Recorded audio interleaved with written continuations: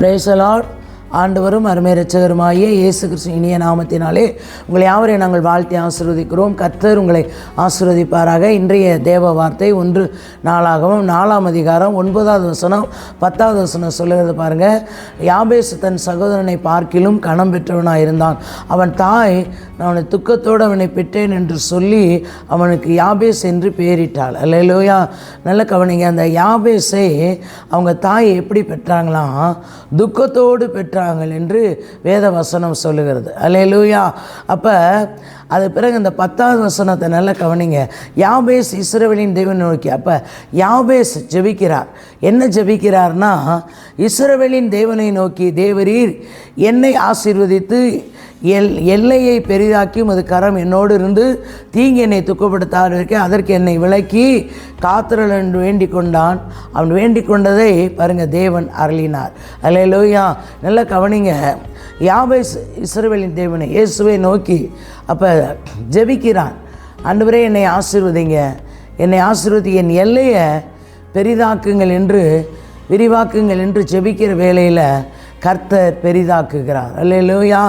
அப்போ அவனுடைய யாபேசனுடைய எல்லையை பெரிதாக்கி, அப்போ அவருடைய கரம் பாருங்கள், உங்களுடைய கரம் கேட்குற உங்களுடைய கரம் என்னோடு இருந்து தீங்கு என்னை துக்கப்படுத்தாதபடி, அப்போ தீங்கு துக்கப்படுத்தாதபடி செபிக்கிற வேளையில் தீங்கு துக்கப்படுத்தாதபடி யாபேஸை ஆசீர்வதித்து கர்த்தர் உயர்த்துறார். யாபேஸுடைய ஜெபத்தை கர்த்தர் கேட்டார். அல்லேலூயா. அப்போ இதில் இருந்து நம்ம என்ன தெரிந்து கொள்கிறோம்னா, விசுவாசத்தோடு தேவனிடத்தில் எதை கேட்கிறோமோ அதை பெற்றுக்கொள்ள நம்மளால் முடியும். அல்லேலூயா. ஆனால் ஒன்று தேவன் நம்மிடத்தில் விசுவாசத்தை எதிர்பார்க்கிறார். அல்லேலூயா. விசுவாசம் இல்லாமல் தேவனுக்கு பிரியமாக இருப்பது கூடாத காரியம் என்று வேதவசனம் சொல்லுகிறது. அப்போ விசுவாசத்தோடு தேவனிடத்தில் நாம் ஜெபிக்கும் பொழுது பார்த்தோம், அன்னாளுடைய ஜெபத்தை கர்த்தர் கேட்டார் என்று. அல்லேலூயா. இப்போ இந்த நாளிலே பார்க்கிறோம், அப்போ யாபேஸ் உடைய ஜெபத்தை கர்த்தர் கேட்கிறார். அல்லேலூயா. கேட்டு ஆசீர்வதித்து எல்லையை பெரிதாக்குகிறார்.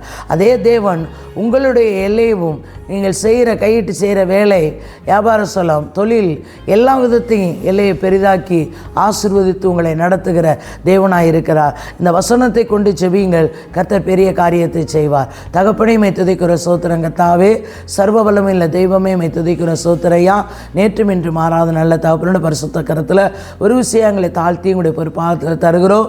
வார்த்தையை கேட்கிற பார்க்கிற ஒவ்வொருவரையும் கர்த்தர் ஆசீர்வதித்து பெரியவர் பெரிய காரியங்கள் இயேசுவின் நாமத்தில் வேண்டிக் கொள்கிறோம். ஜீவனுள்ள நல்ல பிதாவே. ஆமேன், ஆமேன்.